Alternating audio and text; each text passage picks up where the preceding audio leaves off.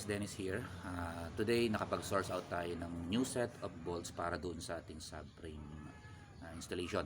So this is a much better bolt na nakuha natin na kung saan it has a longer, I think almost about 3/4 or 1/2 inch na longer than the kasamang bolt nung subframe na nabili natin. So we will now try to install it, and then kasama na natin yung ating tie bar, no? And let's see kung ano yung magiging itsura niya. So kabit na natin, let's go. Guys, dumating na yung tornilyo natin na ipapalit doon sa bolts na nakakabit sa ASR subframe braces natin. As you will notice, yan, mas mahaba pa rin siya. So I think this is much better than this one, no, yung nakakabit natin, to ensure na mas maganda yung kapit niya. So kapit na natin.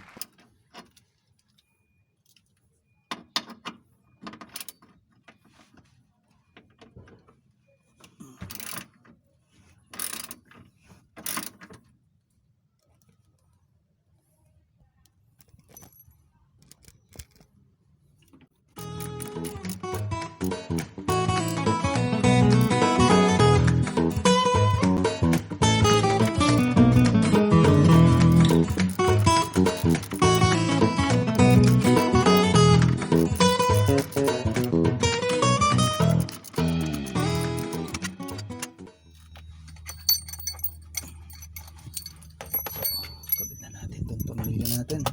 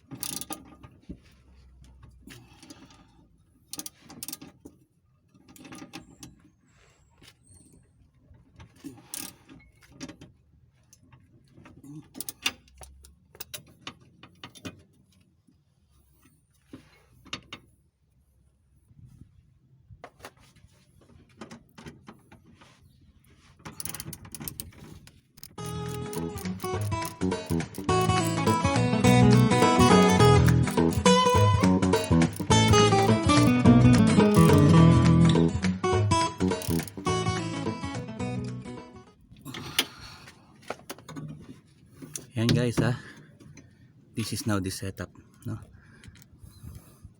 So yung ating lower tie bar is already secured together with the lower subframe braces natin, no? So naibay siya. Yan. So guys, that concludes our session para dun sa ating installation ng EK lower subframe tsaka yung lower tie bar natin. I hope you guys can got some ideas, points, views tsaka options para dun sa mga project natin for the installation ng mga subframe natin.